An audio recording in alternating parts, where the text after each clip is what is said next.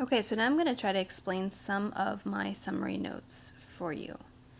So basically my section, the gist of the overall section, introduces the king in the story who doesn't really want his daughter to get married and takes steps to try to get her to not get married. So some of the annotations that I made here. So the gist here is that he doesn't want his daughter to get married, which helped me kind of understand why he takes the actions that he does in this section. Here, I made a connection, and this, when I read that his daughter would bear a son who would one day kill you, it reminded me of the prophecy about Kronos, and how he got a prediction that his son would overthrow him, so he freaks out and eats his kids. And this helps me understand because I see that being afraid of your children seems to be a theme in Greek mythology, and also it helps me predict that he's going to do bad things to his daughter. Maybe not eat her, but definitely something bad.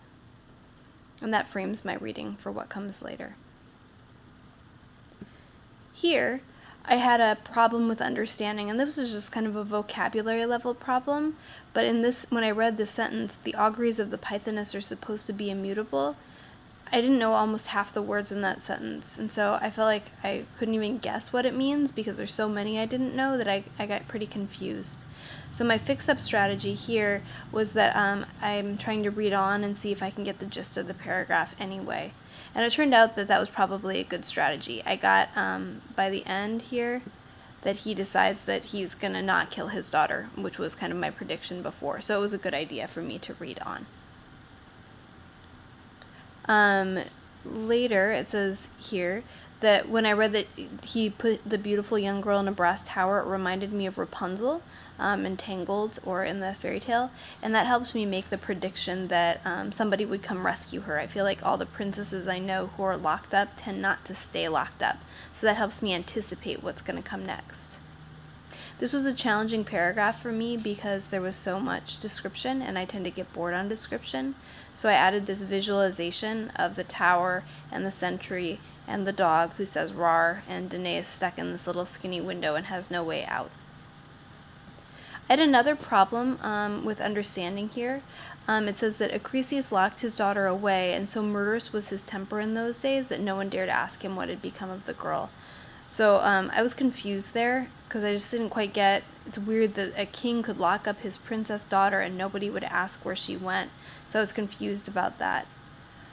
When I did my fix-up on my second read, I realized I just needed to reread it and then paraphrase, because so murderous was his temper is a weird way to say that sentence.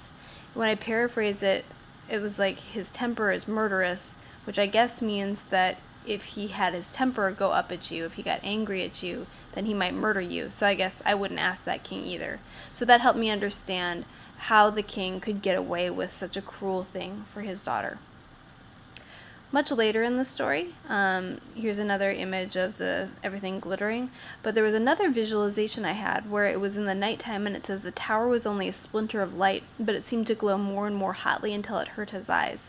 I connected that to looking at the sun where it hurts your eyes, but thinking about that helped me envision a dark night with a bright light, and that made me think of a lighthouse. So I actually went and found this image online that kind of matches how I imagine that tower standing out in the darkness. And that helps me understand why Acrisius got so weirded out when he saw the tower glowing this way. Overall, I did 2 passes and I kind of added visualizations, refined my gists, and answered some of my questions on my second pass here.